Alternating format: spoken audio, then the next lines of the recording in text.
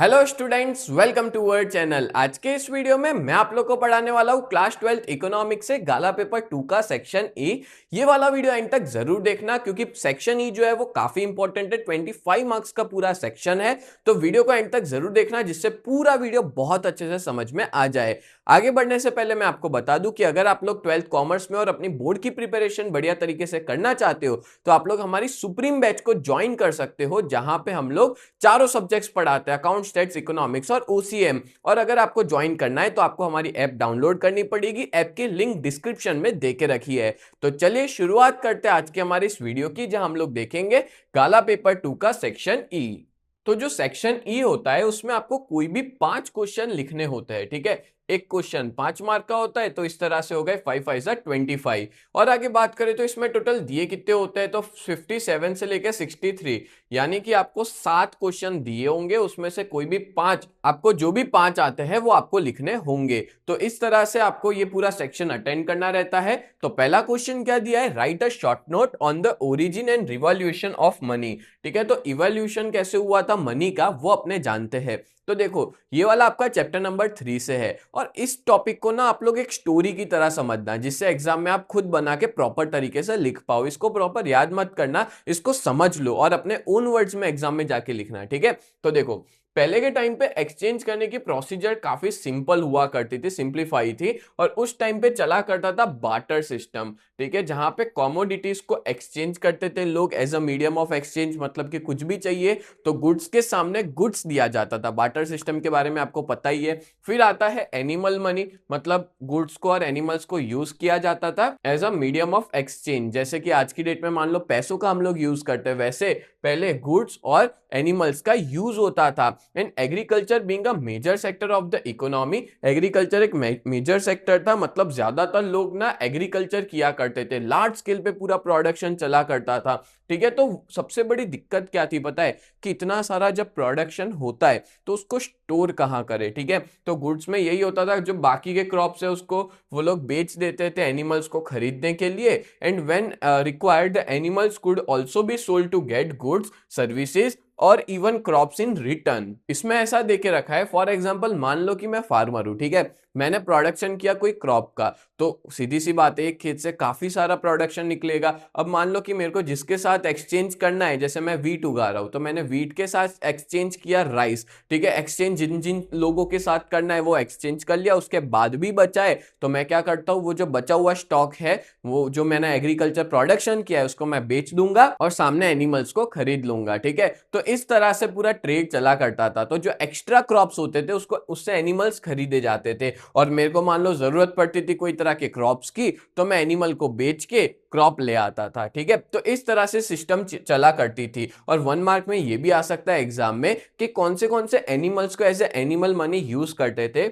तो हॉर्स को, काऊ को, बफेलो को, ये सारे सबसे ज्यादा यूज किए जाते थे एनिमल्स, जिसका ट्रेड किया जाता था as a means of exchange, इनको यूज किया जाता था, ठीक है। और जो एनिमल का यूज है ना वो एज अ स्टैंडर्ड मेजर है, ठीक है। वो लोग उस टाइम पे स्टैंडर्ड मेजर की तरह यूज करते थे, बट इसकी भी कुछ ना कुछ लिमिटेशंस थी। तो याद रखना, सबसे पहले अपने यहाँ पे चलता था बार्टर सिस्टम, फिर आता है एनिमल मनी, मतलब कि लोग एनिमल का यूज करते हैं कोई भी तरह का ट्रेड करना है उसके लिए। और उसमें कौन से 3 एनिमल है, हॉर्स, काऊ और बफेलो। क्लियर, चलो नेक्स्ट आगे बढ़े। तो देखो इसकी लिमिटेशन पता है क्या थी, कि एनिमल्स जो होते हैं ना वो मॉर्टल होते हैं। मॉर्टल का मतलब होता है कि मर सकते हैं, बीमार पड़ सकते हैं, ठीक है, कुछ भी हो सकता है उनके साथ। तो दैट्स वाई इसमें स्टोरेज ऑफ वेल्थ की बहुत बड़ी प्रॉब्लम थी। अगर मान लो कोई चोरी कर गया तो ऐसा तो है नहीं कि मैं एनिमल्स को तिजोरी में भर के रखूं, ठीक है, उनको खुला ही रखना पड़ेगा। और बहुत सी बार ऐसा भी होता था, जैसे मान लो मैंने किसी के साथ ट्रेड किया और मैंने मेरी भैंस उसको दे दी, ठीक है, बफेलो जो है उसको दे दी और वो मर गई, तो उसके लिए तो वैल्यू जीरो हो गई ना। सो दैट्स वाई एनिमल को बाद में एडवाइजेबल नहीं माना गया। उसके बाद क्या आता है, तो एनिमल मनी के बाद यूज किया जाता है मिनरल स्टोन्स, ठीक है। मिनरल स्टोन का यूज करते हैं ट्रेड करने के लिए। बट मिनरल स्टोन का भी कुछ लिमिटेशंस था तो वो बंद हो गए। एंड देन आफ्टर आता है इंपीरियलिज्म का पीरियड। इंपीरियलिज्म यानी कि जब कॉलोनाइजेशन हुआ करता था, जब राजा महाराजा होते थे, उनका एक किंगडम हुआ करता था, उसका वो टाइम आता है। और उसके अंदर ना मनी का यूज शुरू होता है, यानी कि कॉइन का यूज शुरू होता है। ठीक है, सिक्के जो आते थे ना वो उनके राजा होता था तो उसके फोटो वाले सिक्के बनाए जाते थे। ठीक है, और उन सिक्कों को as a means of trade and exchange of goods के लिए यूज किया जाता था उस किंगडम के टाइम पे। अब पर पता है आपको इसकी भी कुछ लिमिटेशंस थी। लिमिटेशंस ये थी कि वो लिमिटेड सोसाइटी और रीजन तक ही चलते थे। जैसे कि एग्जांपल देता हूं, मान लो कि दो राजा है, ठीक है, दोनों की आपस में बनती नहीं है, तो ये इसकी करेंसी इधर नहीं चलेगी और ये राजा की करेंसी उस दूसरे वाले राज्य में नहीं चलेगी। तो जो ट्रेडर्स होते थे, व्यापारी लोग होते थे, वो अपना व्यापार बढ़ाए कैसे? ठीक है, तो वो भी क्योंकि सब जगह एक्सेप्टेड था नहीं, तो वो अपना कैसे व्यापार बढ़ाए, तो इसकी भी एक लिमिटेशंस हुआ करती थी। फिर आता है डेमोक्रेसी और इंडस्ट्रियलाइजेशन, जिससे इंस्पायर्ड होता है अपना मॉडर्न मनी, जिसको आज की डेट में अपने यूज करते हैं। And by the support of central government, central government की मदद से ये जो मनी है आज की डेट में अपने यूज करते हैं वो वाइडली एक्सेप्टेबल हो जाता है और as a means of exchange हम लोग इसको यूज करते हैं। जैसे मान लो मेरे को कोई भी चीज खरीदनी है तो मैं पैसा दूंगा और सामने गुड्स और सर्विस खरीद लूंगा। ठीक है, and money also succeed in overcoming the limitation of storage of value for money. मतलब जो मनी है उसने एक प्रॉब्लम जो था कि स्टोर करने का, जो अभी तक देखते आए थे कि एनिमल्स को स्टोर नहीं कर पा रहे थे, बार्टर सिस्टम में गुड्स को ज्यादा स्टोर नहीं कर पा रहे थे, तो ये मनी ने ये स्टोरेज की प्रॉब्लम को सॉल्व कर दिया। और धीमे धीमे आप देख सकते हो कि आज की डेट में बैंकिंग सिस्टम है वो भी काफी ज्यादा एडवेंट हो चुकी है, मतलब आ चुकी है, और हम लोग उसको यूज करते हैं और जिसके बेसिस पे हम लोग आसानी से पैसों को ट्रांसफर भी करते हैं और स्टोर भी करते हैं। तो इस तरह से मनी का जो है वो इवोल्यूशन देखने को मिला कि शुरुआत के अंदर बार्टर सिस्टम चलती थी, फिर एनिमल मनी आया, उसके बाद आता है मिनरल स्टोन्स। मिनरल स्टोन्स के बाद राजा किंगडम वगैरह होते थे, राजा वगैरह होते थे, उस टाइम पे कॉइन्स का यूज किया गया, कॉइन्स भी बंद हो गए। फिर अभी के टाइम पे जो नोट्स वगैरह यूज करते हैं जिसको मॉडर्न मनी कहते हैं वो आया। और अब जो है वो बैंकिंग सिस्टम, यानी कि अपने पता है ना ऑनलाइन मनी जो है वो आ गया है, ई मनी अपने कह सकते हैं, ठीक है, वो आ चुका है। तो देख रहे हो आप लोग धीमे धीमे धीमे जो पैसा है ना वो अपने फॉर्म को बदलता आ रहा है। जब शुरुआत हुई थी जब इंसानियत की, तब से लेके आज तक में आप देखो कि मनी जो है उसके फॉर्म काफी बदल चुके हैं। और आज की डेट में तो आपको पता है क्रिप्टो करेंसी और ये सब भी आ चुका है जिसको एज अ मनी की तरह यूज किया जा रहा है। बोलो क्लियर हो गया? तो ये टॉपिक अपना खत्म होता है। नेक्स्ट आगे बात करें तो discuss any 5 measures to reduce poverty in India. Total 5 measures बताना है जिससे पॉवर्टी जो है इंडिया में रिड्यूस हो जाए। तो यहाँ पे मैं जो 5 मेजर्स बताने वाला हूं ना, तो उसके आप लोग हेड पॉइंट्स अच्छे से याद कर लेना और अंदर खुद बना के लिख सकते हो, आपको पूरे में से पूरे मार्क्स मिलेंगे। ठीक है, चलो पहला पॉइंट क्या दिया है, टू इंक्रीज एग्रीकल्चर प्रोडक्टिविटी। अब देखो एग्रीकल्चर प्रोडक्टिविटी ना बढ़ाना बहुत ज्यादा जरूरी है और इंडिया में सबसे बड़ा इशू यही है कि जो फार्मर्स है ना उनकी एग्रीकल्चर प्रोडक्टिविटी कम है, जिसकी वजह से उनकी इनकम जो है ना वो कम रहती है। ठीक है, तो एग्रीकल्चर प्रोडक्टिविटी अगर बढ़ती है फार्मर्स की तो इनकम जो है एग्रीकल्चर लेबरर्स की वो बढ़ जाएगी और जिसकी वजह से पॉवर्टी जो है वो रिड्यूस हो जाएगी। एंड रिगार्डिंग दिस और इसके रिलेटेड काफी सारे पब्लिक प्रोग्राम्स को भी स्टार्ट किया गया है फार्मर्स के लिए, जिससे उनकी प्रोडक्टिविटी जो है वो बढ़ाई जाए। जैसे फार्मर्स को इन्फॉर्म किया जाता है अपग्रेडेड टेक्नोलॉजी के बारे में, उनको बताया जाता है कि कौन सा रीजनेबल रेट चल रहा है, कौन से रिसोर्सेज को सस्ते में वो खरीद सकते हैं। फिर उनको इंफ्रास्ट्रक्चर फैसिलिटीज प्रोवाइड की जाती है, मैक्सिमम प्राइस जो है उनके गुड्स की वो प्रोवाइड की जाती है, रेगुलर मार्केट उनको बताया जाता है कि यहाँ पे जाके आप अपने गुड्स को बेच सकते हो, जिससे हर फार्मर की जो प्रोडक्टिविटी है, जो प्रोडक्शन है वो बढ़े। और जब प्रोडक्टिविटी बढ़ेगी तो उनकी पॉवर्टी अपने आप खत्म हो जाएगी और ये काफी ज्यादा एडवांटेजियस रहता है पुअर लोगों के लिए। जो पुअर फार्मर्स है या जो एग्रीकल्चर लेबरर्स है उन लोग की गरीबी कम हो जाएगी। ठीक है, तो एग्रीकल्चर प्रोडक्टिविटी मतलब तो समझ आ गया ना कि एग्रीकल्चर का जो प्रोडक्शन है वो बढ़ाएंगे ना तो ऑटोमेटिकली उनकी इनकम बढ़ जाएगी। देन है number 2, development of small scale industry. तो देखो इंडिया के अंदर जो स्मॉल और कॉटेज इंडस्ट्री है ना वो बहुत ज्यादा उनका कंट्रीब्यूशन है अपनी कंट्री की ग्रॉस नेशनल इनकम और एम्प्लॉयमेंट के अंदर पता है आपको, जो अपना ऐसा माना जाता है कि एग्रीकल्चर सेक्टर के बाद सबसे ज्यादा अगर इंडिया में एम्प्लॉयमेंट प्रोवाइड करती हो तो स्मॉल स्केल इंडस्ट्री करती है, स्मॉल और कॉटेज इंडस्ट्री। और आज की डेट में जितनी ज्यादा स्मॉल और कॉटेज इंडस्ट्री डेवलप होगी, एनकरेज किया जाएगा,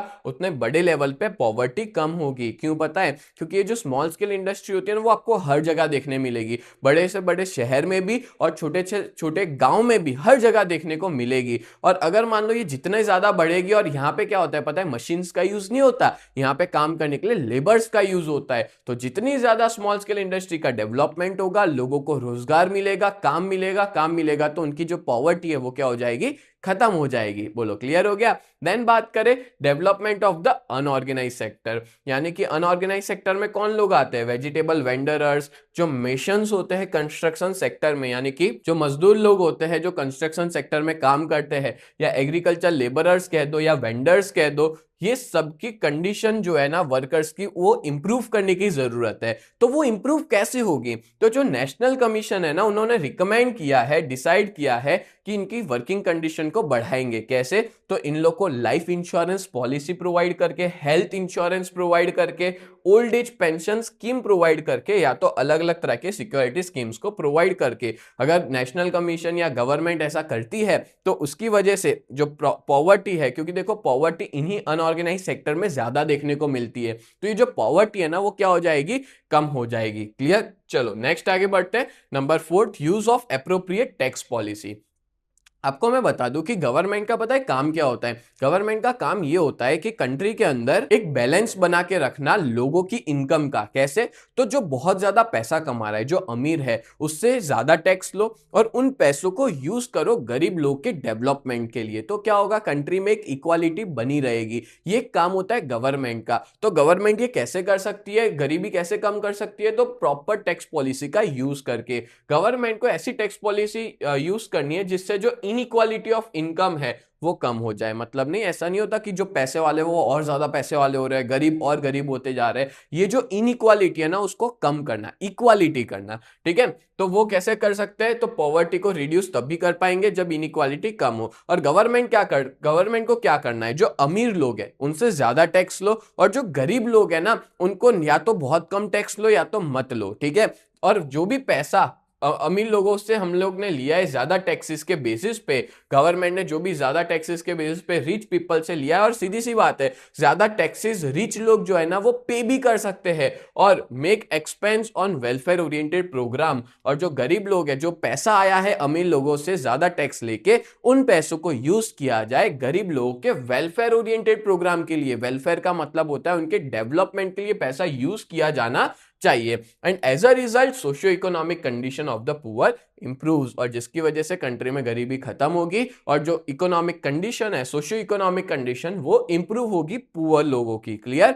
लास्ट पॉइंट है number 5, rise in human capital investment. तो देखो अपनी कंट्री में जो एजुकेशन है ना वो जितना ज्यादा होगा उतना ज्यादा अपनी कंट्री में एम्प्लॉयमेंट अपॉर्चुनिटीज बन पाएगी। ठीक है? और इवन जो वर्कर्स है उनके पास भी काफी सारे चॉइसेस होंगे कि कहाँ काम करना, कहाँ काम नहीं करना। ठीक है? मजबूरी में काम नहीं करना पड़ेगा। और आपको पता है जितनी भी डेवलप कंट्रीज है, अमेरिका, यूएसए जो है, यूके है, या आपने कोई भी डेवलप कंट्री जापान वगैरह ले लो, तो ये जितनी भी डेवलप कंट्रीज है ना उनके अंदर ज्यादा से ज्यादा लोग पढ़े लिखे हैं, जिसकी वजह से उनकी कंट्री में पॉवर्टी क्या है, कम है। तो सिंपल कनेक्शन है पॉवर्टी का और एजुकेशन का। जितनी ज्यादा एजुकेशन मिलेगी, जितनी ज्यादा स्किल डेवलपमेंट होगा कंट्री के अंदर, उतनी ज्यादा वर्कर्स की प्रोडक्टिविटी बढ़ेगी, उतनी ज्यादा उनको वेजेस मिलेंगे, और अपनी कंट्री में पॉवर्टी जो है वो खत्म हो जाएगा। तो ह्यूमन कैपिटल इन्वेस्टमेंट को सीधा कनेक्ट किससे किया गया है? इसको कनेक्ट किया गया है एजुकेशन के साथ, इसको कनेक्ट किया गया है स्किल्स के साथ, इसको कनेक्ट किया गया है नॉलेज के साथ।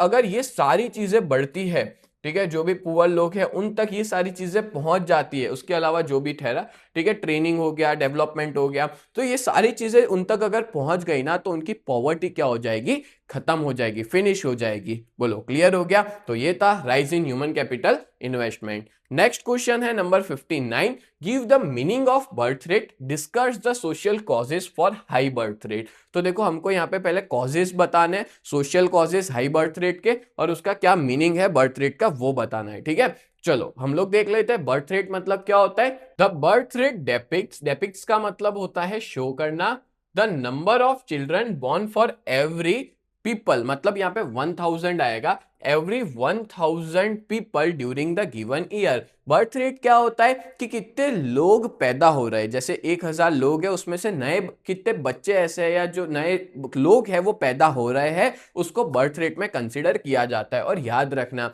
ये बर्थ रेट ना 1 साल के लिए ही होता है, 1 साल का ही कंसीडर किया जाता है, और इसको हमेशा कंपेयर करता है 1000 लोगों में से। ठीक है, कि आज की डेट में 1000 लोग हैं उसमें से नए कितने बच्चे पैदा हो रहे हैं। क्लियर? और बर्थ रेट का फॉर्मूला क्या है?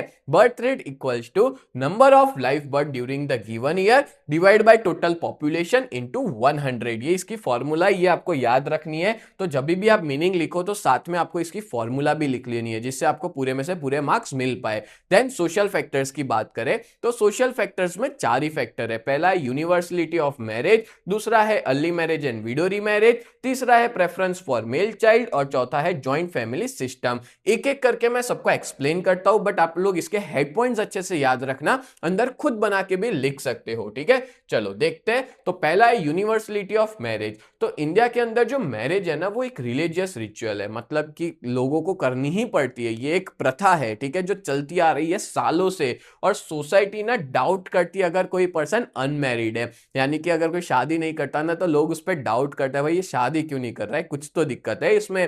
ठीक है, and to escape from this, और ये सारी चीजों से बचने के लिए एक मैन और एक वुमेन जो है वो शादी करते हैं, इंस्टीट्यूशन ऑफ मैरिज में एंटर करते हैं। इवन जो लोग डिसेबल है, डिसेबल लोग भी शादी करते हैं। ठीक है, वो भी इस प्रथा से नहीं बच पाते। और पता है आपको इंडिया के अंदर नंबर ऑफ वुमेन सबसे ज्यादा मैरिड वुमेन से as compare to other developed countries. तो हम ऐसा कहेंगे कि बर्थ रेट बढ़ने का कारण ये भी है, मतलब ज्यादा बच्चे इसलिए भी होते हैं बिकॉज सब लोग शादी करते हैं, ज्यादा शादी होगी ज्यादा बच्चे होंगे। क्लियर? नेक्स्ट आगे बात करें early marriage and widow remarriage. इसका मतलब क्या होता है? तो पहले ना चाइल्ड मैरिज चलते थे, बट आज की डेट में तो बहुत सी कंट्री में बहुत सी जगह पे बैन ला दिया है, रोक लगा दी गई है। बट लॉ के अंदर तो बैन है, बट फिर भी देखने को मिलता है। ठीक है, काफी जगह देखने को मिलता है चाइल्ड मैरिज।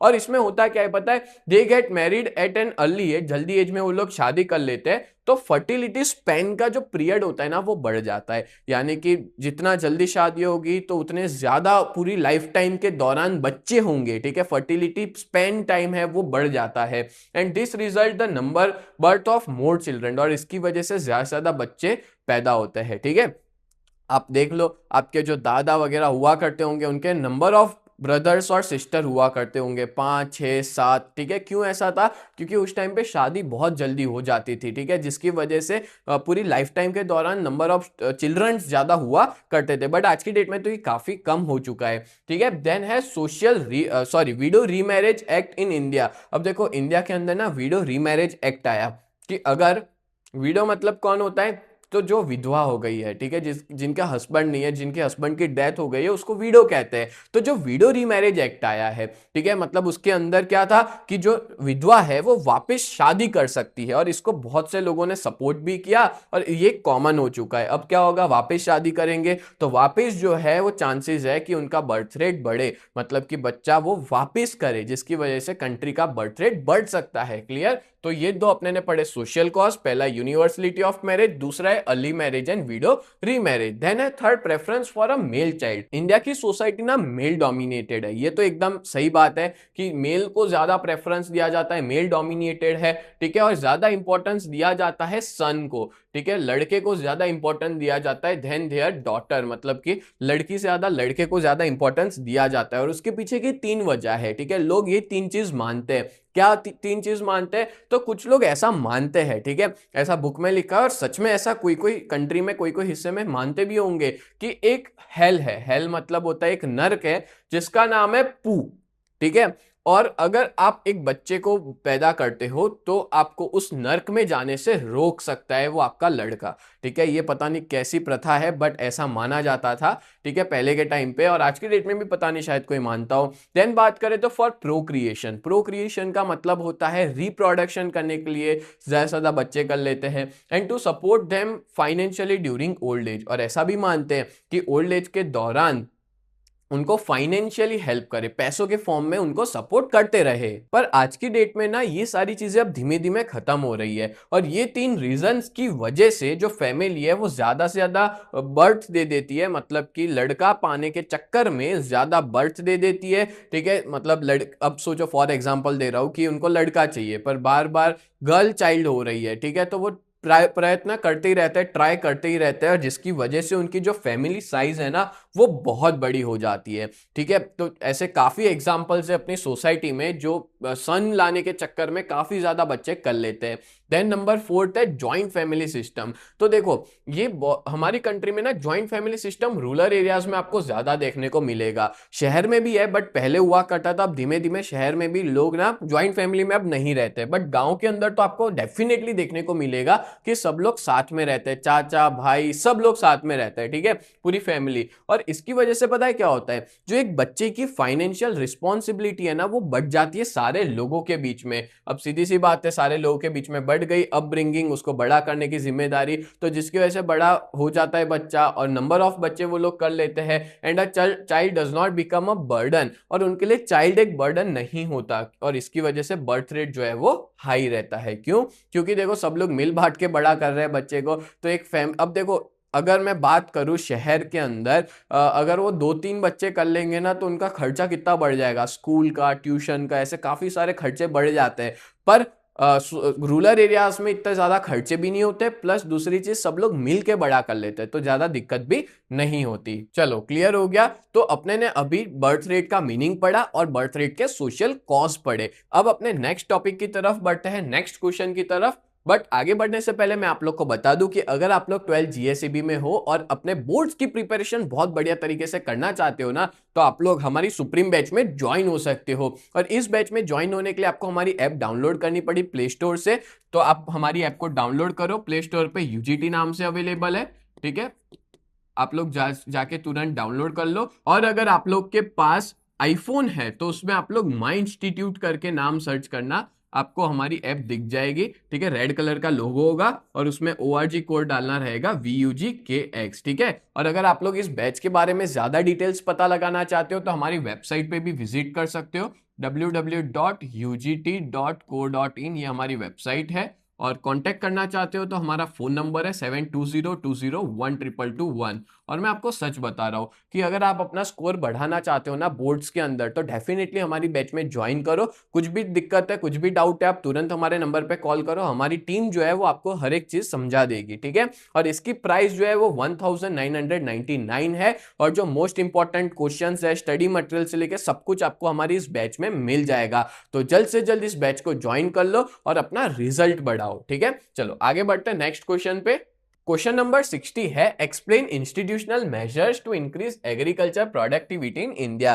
कैसे हम लोग इंस्टीट्यूशनल मेजर्स का यूज करके एग्रीकल्चर प्रोडक्टिविटी को इंडिया में बढ़ा सकते हैं, ठीक है। तो देखो एग्रीकल्चर प्रोडक्टिविटी बढ़ाना बहुत ज्यादा जरूरी है, और इसके लिए इकोनॉमिक प्लानिंग भी किया जाता है, और इसके लिए कुछ इंस्टीट्यूशनल रिफॉर्म्स भी आए हैं जो काफी अच्छे माने जाते हैं, अपनी कंट्री का एग्रीकल्चर का इकोनॉमिक प्रोग्रेस होगा। तो इंस्टीट्यूशनल मेजर्स में टोटल 4 रिफॉर्म्स है, ठीक है, मतलब 4 चीजें आ जाती है। पहला है लैंड रिलेटेड रिफॉर्म्स, दूसरा है अवेबिलिटी ऑफ इंस्टीट्यूशनल क्रेडिट, तीसरा improvement in structure of agriculture marketing, और है एग्रीकल्चर रिसर्च। देखो हेड पॉइंट्स अच्छे से याद रखना, वापस मैं कह रहा हूं, और अंदर आप खुद बना के भी लिख सकते हो। तो चलो शुरुआत करते हैं। पहला पॉइंट देके रखा है लैंड रिलेटेड रिफॉर्म्स।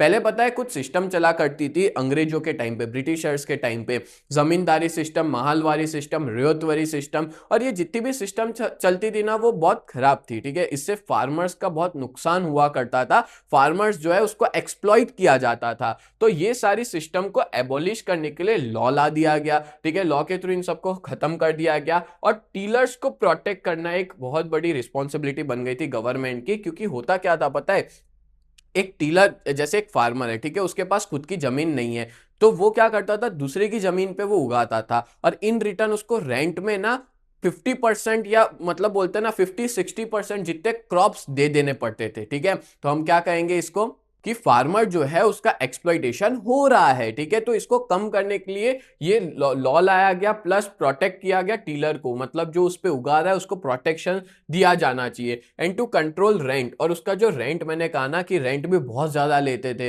अगर पैसों में ले रहे तो काफी ले रहे, और अगर क्रॉप्स ले रहे तो भी वो काफी बड़ा हिस्सा ले लेते थे। और जिसकी वजह से ये सारी चीज को बहुत जरूरी था इंडिया में इंप्लीमेंट करना, रोकना जरूरी था, so that it provide ownership of land to farmer, जिसकी वजह से उनके फार्मर्स को अपने लैंड की ओनरशिप मिले और जो लेबरर्स है उनको प्रोटेक्शन मिले जब तक कि वो उस लैंड पे टिल नहीं कर लेते, जब तक कि वो अपना क्रॉप्स जो है वो उगा नहीं लेते। And to stop exploitation of farmers, and this way farmer may have big share of their crops, और जिसकी वजह से फार्मर्स को रोकने के लिए, एक्सप्लॉइटेशन रोकने के लिए, ठीक है, फार्मर्स के पास ही अपना बिग क्रॉप रहे शेयर का। ठीक है, ऐसा ना हो कि उनको ज्यादातर share in the form of rent जो है वो दे देना पड़ता हो। ठीक है, and this become cause to do more efforts to increase agriculture production, और ये सारा क्यों किया जा रहा है, क्योंकि अपनी कंट्री में एग्रीकल्चर प्रोडक्शन बढ़े और उससे अपनी कंट्री में एग्रीकल्चर प्रोडक्टिविटी भी बढ़े। क्लियर? तो पहला जो लैंड रिलेटेड रिफॉर्म्स है वो लाए गए, जिससे ये सारी सिस्टम चलती थी वो बंद हो गई।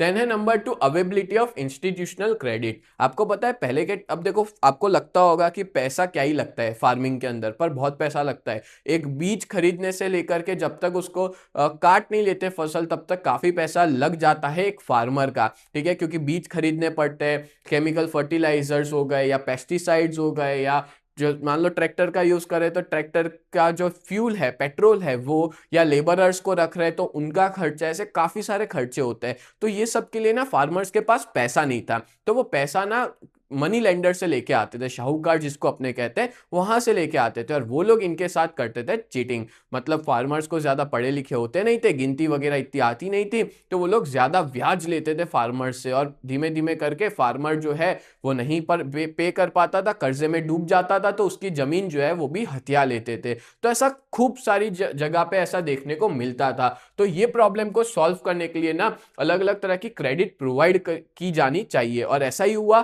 कि अलग अलग तरह की बोलेंगे क्रेडिट मतलब होता है लोन्स वगैरह देना फार्मर्स को। ठीक है, लोन वगैरह दी जानी चाहिए, और अदर मॉनेटरी रूरल डेवलपमेंट, मतलब कि रूरल डेवलपमेंट के लिए नाबार्ड को एस्टेब्लिश किया गया। ठीक है, कि जो क्या करे, जो क्रेडिट प्रोवाइड करे, फार्मर्स को लोन प्रोवाइड करे, which is body of RBI set up in 1982। और नाबार्ड जो है वो एक आरबीआई की बॉडी है जो 1982 में सेटअप हुई थी। और इसका ऑब्जेक्टिव क्या था, तो नाबार्ड का ऑब्जेक्टिव था कि एग्रीकल्चर सेक्टर पे ज्यादा फोकस करे, और आरआरबी भी साथ साथ में इसमें सेटअप हुई। आरआरबी मतलब रीजनल रूरल बैंक, और एलडीबी मतलब लैंड डेवलपमेंट बैंक, इन सबको भी साथ में सेटअप किया गया। और इन सबका एक ही पर्पस था कि जो फार्मर्स है ना उनको चीप और इनफ क्रेडिट दिया जाना चाहिए। चीप मतलब कि सस्ते में, हम लोग उनको कम रेट ऑफ इंटरेस्ट पे लोन दे, और हम लोग उनको प्रॉपर क्रेडिट, क्रेडिट मतलब कि उनको जो भी उधार चाहिए वो सारे पैसे उन तक पहुंचाए, ठीक है, इंडियन फार्मर्स के पास। And so that they would have cheap and enough credit in order to increase agriculture productivity.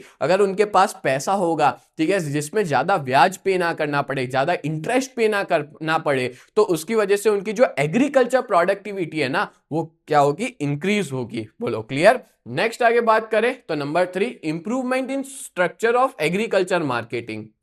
तो जो एग्रीकल्चर मार्केटिंग है उसके स्ट्रक्चर को इंप्रूव करना। तो अब मैंने की कहा, जैसा कि कहा, बहुत सारी दिक्कतें चलती थी, एग्रीकल्चर की प्रोडक्टिविटी कम थी, तो ऐसे सिस्टम, एग्रीकल्चर मार्केटिंग की प्रॉपर सिस्टम जो है वो बिल्ड करनी चाहिए, जिसकी वजह से फार्मर्स की प्रोडक्टिविटी बढ़े। जैसे पहला कि एक प्रॉपर रेगुलेटेड मार्केट होना चाहिए जहां पे फार्मर अपने क्रॉप को जाके बेच सके। पहली चीज क्लियर हो गई। दूसरी चीज ऐसा बताया जा रहा है कि जो एग्रीकल्चर प्रोडक्शन है, ठीक है, अच्छी क्वालिटी का प्रोडक्शन है, तो अच्छी क्वालिटी के ऊपर लगाया जाए एग मार्क, ठीक है, एजी मार्क जिसको कहेंगे, जिसका मतलब होता है एग्रीकल्चर मार्केटिंग। ठीक है, ये इंट्रोड्यूस किया जिससे अपने को पता चले कि अच्छी क्वालिटी का गुड्स है। देन नंबर 3, सरकार ने ना नेशनल वेयर हाउस कॉर्पोरेशन और स्टेट वेयर हाउस कॉर्पोरेशन बनाई, जिसके बेसिस पे फार्मर्स अपने प्रोडक्शन को स्टोर कर सके। पता है आपको, एक फार्मर जो होता है ना उसके पास इतना पैसा नहीं होता कि वो अपना खुद का एक वेयर हाउस बनाए। तो अगर मान लो सरकार बनाती है वेयर हाउस, तो उसमें फार्मर को क्या रखना है, सिर्फ थोड़ा बहुत जो रेंट होता है वो पे करो और अपना प्रोडक्शन वहां जाके रख दो, जिसमें कोल्ड स्टोरेज होता है, नॉर्मल वेयर हाउस भी होता है, कोल्ड स्टोरेज भी होता है, जिससे फार्मर्स के जो क्रॉप्स है वो बचे रहे, प्रोटेक्ट रहे। ठीक है, क्लियर हो गया। नेक्स्ट है number 4, system have been developed to provide information about the prices of agriculture produce. एक ऐसे सिस्टम बनानी चाहिए कि हर फार्मर्स को अपने बता सके कि मार्केट में क्या भाव चल रहा है, उन्होंने जो भी चीज का प्रोडक्शन किया है उसका। ठीक है, टाइम टू टाइम अपडेट देता रहे, ऐसी सिस्टम। देन है नंबर 5, फार्मर्स को प्रोटेक्ट करना चाहिए कि मार्केट में ना प्राइस बदलती रहती है। अभी मैंने कुछ दिन पहले देखा था कि एमपी के अंदर शिवपुरी या ऐसी कोई जगह थी, ठीक है, एमपी के अंदर एक फार्मर था, उसको ना उसने प्याज उगाई थी अपने खेत में। ठीक है, तो ट्रैक्टर भर के प्याज जब बेचने आया तो उसको भाव पता है क्या मिल रहा था, 1 रुपए मिल रहा था, 1 रुपए प्रति किलो, 1 किलो पे 1 रुपए मिल रहा था। तो बहुत सी बार ऐसी प्राइसेस जो है अप डाउन होती है मार्केट में, बट फार्मर को नुकसान ना हो ना, इसलिए सरकार को एक बॉटम प्राइस अनाउंस कर देनी चाहिए। बॉटम प्राइस मतलब होता है एमएसपी, जिसको अपने मिनिमम सपोर्ट प्राइस भी कहते हैं। ठीक है, और गवर्नमेंट अगर इसको अनाउंस करेगी तो फार्मर्स को नुकसान नहीं जाएगा, फार्मर्स नेक्स्ट टाइम के लिए और अच्छे से प्रोडक्शन कर पाएंगे। क्योंकि उसने पता है क्या किया, मैंने जो एग्जांपल दिया एमपी वाले फार्मर का, उसने ना रोड के बाजू में ही ऐसे ही फेंक के चला गया। क्यों? क्योंकि उसको गुस्सा है, बोले 1 रुपए में बेचू, उससे अच्छा मैं फ्री में देके मतलब ऐसे फेंक के चला जाता हूं, जिसको लेना वो ले लेगा। तो ऐसा सब बहुत होता है। तो गवर्नमेंट को ऐसे फार्मर्स को सपोर्ट करना है, उनको एक बॉटम प्राइस बता देनी है कि मार्केट में मान लो 1 रुपए भाव चल रहा है, ठीक है, तो गवर्नमेंट बोलेगी मैं तुमको 10 रुपए दूंगी और आप सब लोग जो भी फार्मर्स को नुकसान हो रहा है वो सब हमको बेच दो। और सीधी सी बात है, गवर्नमेंट सही जगह पे जाके बेच भी सकती है। तो इस तरह से हम लोग कंट्रोल कर सकते हैं कंट्री के अंदर जो प्राइसेस है उसको, एग्रीकल्चर प्राइसेस को, और कंट्री में फार्मर्स की एग्रीकल्चर प्रोडक्टिविटी भी बढ़ सकती है। और लास्ट पॉइंट है नंबर 4, एग्रीकल्चर रिसर्च। तो देखो, इंडियन फार्मर्स इतने पढ़े लिखे भी नहीं है, ना ही उनको इतनी नॉलेज है कि वो रिसर्च कर सके। ठीक है, वो इतने पढ़े लिखे नहीं है, दैट्स व्हाई ये पूरी ड्यूटी दी गई है नाबार्ड को। और नाबार्ड क्या करता है, काफी सारी रिसर्च करता है और फार्मर्स को नॉलेज देता है, ट्रेनिंग देता है, फार्मर्स को सिखाता है। क्योंकि देखो, अगर जमीन के अंदर प्रॉपर विटामिन है, एलिमेंट्स है, या जो भी फॉस्फेट, नाइट्रोजन जो भी है, ठीक है, अगर वो है तो वो उस जगह पे हमको कौन सा प्लांट ग्रो करना चाहिए वो बताते हैं। ठीक है, कि उस जमीन में कौन सा एलिमेंट है और उसमें कौन सा प्लांट अच्छे से ग्रो होगा, कौन सा क्रॉप अच्छे से ग्रो होगा। तो फार्मर्स जो है सिर्फ उनको कल्टीवेट, अब देखो फार्मर्स जो है ना वो आज की डेट में भी ऐसे कि ट्रेडिशनल टेक्निक का यूज कर रहे कल्टीवेट करने के लिए, जो उनको बंद कर देना है। उनको वही चीज को प्रिफर करना है जिसकी मार्केट में डिमांड ज्यादा है, जिससे वो ज्यादा पैसा कमा सकते हैं। और आज की डेट में ऐसा ही करते हैं फार्मर्स की मार्केट में देखते हैं कौन सी चीज ज्यादा महंगी है या आने वाले टाइम में महंगी होने वाली है, तो वो लोग क्या करते हैं, उसी का प्रोडक्शन करते हैं और उसी को ही बना के बेचते हैं, जिससे उनको अच्छी खासी इनकम अर्न हो, अच्छे खासे वो पैसे कमाए। और दैट्स व्हाई हर फार्मर को ट्रेडिशनल टेक्निक से प्रोडक्शन नहीं करना चाहिए, उनको मार्केट ओरिएंटेड प्रोडक्शन करना चाहिए, जिसके बेसिस पे मार्केट में जो चीज की कीमत ज्यादा है, जो चीज की कमी है, वो पूरी भी हो जाए और साथ साथ में फार्मर्स को अच्छी इनकम भी मिले। बोलो क्लियर हो गया? तो ये टॉपिक फिनिश होता है जहां पे अपने ने चारों 4 पॉइंट पढ़े और टॉपिक था अपना institutional measures to increase agriculture productivity in India. चलो नेक्स्ट टॉपिक की तरफ बढ़ते अपने point number 61, question number 61, explain in detail about India's educational scenario. India का एजुकेशनल सिनारियो के बारे में बताओ। तो देखो, एजुकेशनल फैसिलिटी जो है वो government as well as private sector India में दोनों ही देते हैं, गवर्नमेंट भी देती है और प्राइवेट सेक्टर भी देते हैं। इंडिया के अंदर जो एजुकेशन है ना उसको क्लासिफाइड किया गया है अलग एज के हिसाब से, बच्चे की अलग अलग सेगमेंट में इसको क्लासिफाई किया है 5 तरह के। पहला है प्राइमरी एजुकेशन जो दी जाती है 1 to 5 स्टैंडर्ड में, देन अपर प्राइमरी जो 6 to 8 स्टैंडर्ड है, secondary education 9th and 10th, higher secondary education 11th and 12th, और अगर किसी को कॉलेज या हायर स्टडीज में जाना है तो 12+6 चलता है। ठीक है, और आफ्टर 8+ मतलब कोई बच्चा अगर 8 खत्म कर लेता है, ठीक है, तो उसको आईटीआई की स्टडी कर सकते हैं। आईटीआई है ये, ठीक है, आईआईआई लिख लिया है बट ये आईटीआई है, यहां लिख लेता हूं मैं, आपको पता ही होगा 8 के बाद आईटीआई में वो जा सकता है जहां पे वो अपनी स्पेशलिटी या जो टेक्निकल एक्सपर्टीज है वो ले सकता है। मतलब बहुत से बच्चे ऐसे भी होते हैं जिनको पढ़ने में इंटरेस्ट नहीं है, तो वो आईटीआई में भी जा सकते हैं 8 स्टैंडर्ड के बाद। देन आगे बात करें तो कॉन्स्टिट्यूशन ऑफ इंडिया जो है ना उसमें प्राइमरी एजुकेशन कंपलसरी और फ्री होना चाहिए। किन एज ग्रुप के बीच में? तो 6 to 14 ईयर्स के जो भी बच्चे हैं, ठीक है। 6 to 14 ईयर्स का जो एज ग्रुप है उसमें एजुकेशन फ्री और कंपलसरी होना चाहिए। ये 1 मार्क के एमसीक्यूज या 1 मार्क के क्वेश्चन में भी आ सकता है कि कौन से एज ग्रुप के बच्चों को फ्री एजुकेशन होनी चाहिए, तो 6 to 14 ईयर्स। और ये भी याद रखना अपनी कंट्री के अंदर जो एजुकेशन प्रोवाइड करने की रिस्पॉन्सिबिलिटी है ना वो असाइन की गई है स्टेट गवर्नमेंट को। ये भी एग्जाम में 1 मार्क के अंदर आ सकता है कि कौन सी गवर्नमेंट को रिस्पॉन्सिबिलिटी दी गई है एजुकेशन की, तो स्टेट गवर्नमेंट को। क्लियर। नेक्स्ट आगे बात करें तो 2013-14 के अंदर 1.4 मिलियन प्राइमरी स्कूल्स थे और जिसमें पढ़ाने वाले टीचर्स थे 7.7 मिलियन टीचर्स। और गुजरात स्टेट की बात करें तो यहां पे भी काफी इनिशिएटिव्स देखने को मिला है इन द फॉर्म ऑफ गुणोत्सव और प्रवेश उत्सव। ठीक है, गुणोत्सव और प्रवेश उत्सव के फॉर्म में काफी इनिशिएटिव्स देखने को मिला है। अब देखो ये दोनों के भी नाम आप लोग याद रखना, गुणोत्सव और प्रवेश उत्सव। इसका रीजन ये है क्योंकि ये भी 1 मार्क में आ सकता है और जिससे काफी सारे स्टूडेंट्स ने एनरोलमेंट किया है स्कूल्स के अंदर। आगे बात करें 2013-14 में जो रजिस्टर्ड नंबर ऑफ चिल्ड्रंस थे जो प्राइमरी एजुकेशन लेते थे वो कितना था, 93% था। और एजुकेशन टू ऑल प्रोग्राम जिसको सर्व शिक्षण अभियान कहते हैं वो शुरू किया गया। आरटीई मतलब राइट टू एजुकेशन को शुरू किया गया जिससे सभी लोग को एजुकेशन मिले। And due to poverty illiteracy, poverty और इलिटरेसी की वजह से एजुकेशन सेक्टर आज की डेट में डिजायर्ड मैनर में डेवलप नहीं हो पाया जितना डेवलप होना चाहिए। फिर आगे बात करें आज की डेट में भी ऐसी सिचुएशन है कि जो प्राइमरी एजुकेशन है ना छोटे छोटे विलेज में वो एक मैटर ऑफ ग्रेट कंसर्न बन गया है कि छोटे विलेजेस में लोगों को प्राइमरी एजुकेशन तक नहीं मिल पाती और 29% चिल्ड्रन ऐसे हैं जो 5th स्टैंडर्ड खत्म होने से पहले ड्रॉप आउट ले लेते हैं। ठीक है, 5वीं खत्म होने से पहले ही स्कूल को छोड़ देते हैं और मजदूरी करते हैं, काम वगैरह करने लग जाते हैं। And more over even today और आज की डेट में भी आपको शॉर्टेज देखने को मिलेगी ट्रेन टीचर्स की, मतलब प्रॉपर समझाने वाले ट्रेन टीचर्स नहीं है। ठीक है, बहुत आप लोग खुद देख लो आपके स्कूल में काफी ऐसे टीचर्स होंगे ढंग से एक्सप्लेन ही नहीं करते होंगे। ठीक है, करना आता होगा तो भी नहीं करते होंगे, तो ट्रेन टीचर्स की काफी कमी है। और 2013-14 के अंदर जो स्टूडेंट टीचर का रेशियो था ना वो 46:1 था। ठीक है, जिसमें से प्राइमरी एजुकेशन जो था उसमें 34:1 यानी कि 34 बच्चों पे एक टीचर और यहाँ पे 46 स्टूडेंट पे एक टीचर। क्लियर। और लास्ट पॉइंट है 2013-14 के अंदर जो 69% पुपिल्स यानी जो बच्चे थे उन्होंने एनरोल किया था सेकेंडरी स्टैंडर्ड्स तक और हायर से एजुकेशन में सिर्फ 25% बच्चे ही एंटर किए थे, मतलब काफी कम है। आज की डेट में भी एजुकेशन पे गवर्नमेंट को ध्यान देने की जरूरत है। क्लियर। तो ये हमने प्रेजेंट सिनारियो देखा एजुकेशन का।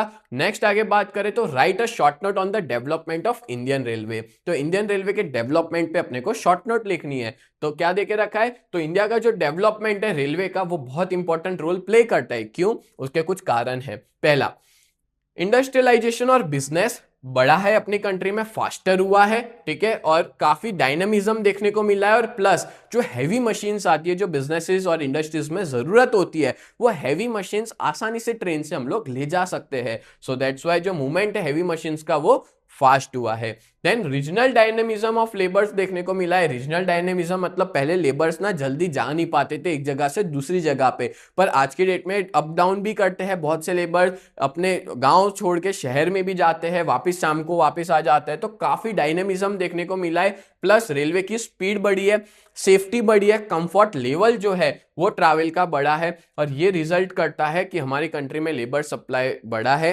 अपनी कंट्री में इंडस्ट्रीज को जो लेबर्स की जरूरत थी वो लेबर पहुंच पाते हैं टाइम से। किसकी वजह से, रेलवे की वजह से। देन है development of railway has resulted in commercialisation of agriculture. आपको पता है एग्रीकल्चर का कमर्शियलाइजेशन हो गया रेलवे की वजह से, बिकॉज जो भी जरूरत की चीजें हैं एग्रीकल्चर में जैसे कि फर्टिलाइजर्स हो गए, टूल्स हो गए या अदर जो भी इंस्ट्रूमेंट्स इनपुट्स है वो हो गए, उन सबको पहुंचाता रेलवे है एग्रीकल्चर सेक्टर्स तक। और एग्रीकल्चर सेक्टर में जो भी प्रोडक्शन हुआ है वो सब मार्केट तक पहुंचाने का काम भी इंडियन रेलवे करता है। फिर बात करें तो इंडिया का जो फॉरेन ट्रेड है ना वो भी डेवलप हुआ है। किसकी वजह से, रेलवे की वजह से। और इंडिया का जो फॉरेन ट्रेड है कैसे बढ़ा है, तो देखो पता है आपको सीधा जो रेलवे है ना वो पोर्ट तक चली जाती है। पोर्ट यानी कि जो बंदरगाह होता है वहां तक चली जाती है और सीधा ट्रेन से फिर जो स्टीमर होता है या शिप होती है, कार्गो शिप होती है, उसमें कंटेनर को सीधा रख दिया जाता है। तो ये एक बहुत अच्छी चीज है जिससे फॉरेन ट्रेड जो है वो अपनी कंट्री में बढ़ा है। देन नए सेक्टर्स डेवलप हुए जैसे कि टूरिज्म। काफी बढ़ गया है अपनी कंट्री में टूरिज्म रेलवे की वजह से, ठीक है, डेवलपमेंट हो गया है टूरिज्म का। देन 6 पॉइंट है कि रेलवे जो है वो एक्ट करता है नेशनल यूनिटी और इंटीग्रिटी के लिए, मतलब कंट्री में एक यूनिटी और इंटीग्रिटी बनाने का काम इंडियन रेलवे का है। तो हम लोग ऐसा कह सकते हैं कि इंडियन रेलवे अपनी कंट्री में एक अच्छा खासा इंफ्रास्ट्रक्चर डेवलप कर रहा है, कंट्री को आगे बढ़ा रहा है, प्लस रेलवे की वजह से एग्रीकल्चर, इंडस्ट्री और सर्विस सेक्टर भी ग्रो कर रहे हैं, ठीक है। और अगर ये 3 सेक्टर ग्रो कर गए तो पूरी की पूरी इकोनॉमी आगे बढ़ जाएगी। और इन एवरी 5 ईयर प्लान, और आपको पता है हर 5 वर्षीय योजना जो होती है जिसको 5 ईयर प्लान कहते हैं, उसके अंदर रेलवे के डेवलपमेंट के बारे में बताया होता है। और जो मॉडर्नाइजेशन है वो भी आपको देखने को मिलेगा इंडियन रेलवे में। तो अब क्या क्या मॉडर्नाइजेशन हुआ है वो देख लेते हैं। पहला पॉइंट है more modernisation is undertaken in every plan to speed up the gauge conversion. पहले पता है आपको मीटर गॉज चलता था, मीटर गेज अपने बोलते हैं, बट अब वो ब्रॉड गॉज हो गया है, मतलब कि जो ट्रेन की पटरियां है ना वो बड़ी बड़ी हो गई है, जिससे ट्रेन की स्पीड भी बढ़ गई है, ज्यादा लोग आ जाते हैं, ज्यादा सामान आ जाता है और ज्यादा फैसिलिटीज डेवलप हो गई है, जिससे रेल में ट्रैवल करना सेफ हो चुका है, सेफ बन चुका है, ठीक है। देन बात करें नंबर 3, तो रेलवे का मॉडर्नाइजेशन भी हो गया है, जिसकी वजह से अलग अलग फैसिलिटीज इसमें डेवलप हो गई है। रेलवे कंपार्टमेंट्स जो है, ठीक है, वो भी बहुत लग्जूरियस बन चुके हैं। और आपको पता है ये वंदे भारत जब से आई है तब से रेलवे बहुत अच्छा हो गया है और ज्यादा कंफर्ट फील होता है ट्रैवल करते वक्त। और ज्यादा से ज्यादा इलेक्ट्रिफिकेशन हो चुकी है रेलवे में, मतलब कि पहले डीजल इंजन और ये कोयले से चला करती थी ट्रेन, बट आज की डेट में पूरी की पूरी इलेक्ट्रिसिटी से चलती है, जिससे ट्रैवल जो है वो करना फास्ट हो गया है। फिर है मॉडर्नाइजेशन की वजह से जो वर्क है ट्रेन का, स्पीड है ट्रेन की वो बड़ी है, ठीक है, काफी बढ़ गई है। And so that the time taken to reach the destination for passenger and goods can be reduce. तो जो भी हमारा पहले के टाइम पे जो टाइम लगता था, बहुत ज्यादा टाइम लगाती थी ट्रेन, लेट हो जाती थी, बट आज की डेट में सारी ट्रेन टाइम पे होती है और सारे पैसेंजर्स और गुड्स अपने डेस्टिनेशन पे टाइम पे पहुंच पाते हैं। और टेलगोल बुलेट ट्रेन भी जो है वो इंडिया में शुरू हो चुका है इसका काम, और इसका ये एक एग्जाम्पल है मॉडर्नाइजेशन का। और आपको पता ही है पहली बुलेट ट्रेन जो है वो अहमदाबाद से मुंबई के बीच में आने वाली है, ठीक है। तो ये सब एक बेस्ट एग्जांपल हुआ कि रेलवे जो है उसका मॉडर्नाइजेशन हो रहा है। बोलो क्लियर हो गया? तो ये अपने ने पढ़ा डेवलपमेंट ऑफ इंडियन रेलवेज। देन आगे बढ़ते हैं, नेक्स्ट क्वेश्चन है ग्राफ, जो आपका लास्ट क्वेश्चन है। देखो मैंने आपको ना 7 के 7 क्वेश्चन समझा दिए, ठीक है, पर आपको एग्जाम में 7 के 7 नहीं लिखने, आपको तो एग्जाम में लिखने होंगे सिर्फ 5 क्वेश्चन, जिसमें से मैं प्रीफर करूंगा कि आप ग्राफ जरूर करो, क्योंकि बहुत ईजी होता है ग्राफ को करना। देखो क्या क्वेश्चन में दिया है कि ये स्टैटिस्टिकल इंफॉर्मेशन दी है रूरल और अर्बन पॉपुलेशन की, आपको यहाँ पे बनाना है क्लस्टर बार डायग्राम। साफ साफ बता दिया होता है कि क्लस्टर बार डायग्राम बना लो और उसको फिर एनालिसिस करना है। तो देखो एनालिसिस कैसे करना है ना वो भी मैं आपको बताऊंगा, और कितने मार्क का होता है। तो देखो ग्राफ होता है 2.5 मार्क का और एनालिसिस भी होता है 2.5 मार्क का। पहले अपने देख लेते हैं ग्राफ। तो देखो एक दिया है ईयर और एक देके रखा है पॉपुलेशन, ठीक है। मैंने यहाँ पे सीधा ग्राफ ही ला दिया है जिससे आपको तुरंत अच्छे से समझा सकूं मैं, ठीक है। देखो यहाँ पे क्या क्या चीजें देके रखी है वो बता देता हूं।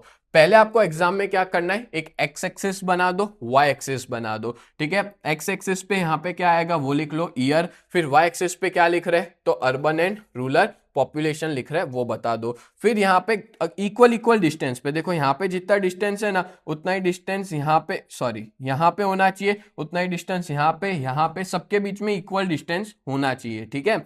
अब देखो आपको यहाँ पे ईयर लिख लेने, 4 ईयर दिए 1901, 1951, 1981 और 2011। अब यहाँ पे आपको रूरल और अर्बन पॉपुलेशन लिखनी होगी। अब वो कैसे लिखते हैं, कितना गैप छोड़ना है ना वो मैं आपको बताता हूँ, उसका अंदाजा कैसे लगता है, ठीक है।